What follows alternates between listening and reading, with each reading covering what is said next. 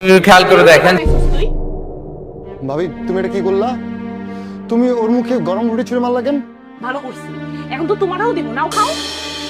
মানে এগুলো কি ভাইয়া? কি মানে মা, তোমরা আমি কতবার বলছি কাজের লোকের হাতে রান্না আমি খাইতে পারি না, এই রুটিটা তুমি করতে পারো না? এক্সকিউজ মি ভাইয়া, তুমি কাজের মেয়ে কাকে বলতেছো? রুটি বানাইছে আমার বউ আলো। জানি তো তোমার বউ একটা বান্দি বিয়া করে নিয়ে আসছো, তো এই বান্দি রুটি বানাইতে গেছে কেন? জীবনে প্রথম রুটি বানাইছি, একটু বেকাতারা হয়েছে, হাত দিয়ে একবার বানাইলেই সোজা হয়ে যায়। একটা চট দিয়া না তোরে আমি সোজা করে ফেলবো। বৌমা, একদিনে সবকিছু শিখতে পারে না মানুষ। তুমি কি রুটি বানাইতে পারো? আমাদের কি কখনো তুমি রুটি বানিয়ে খাওয়াইছো?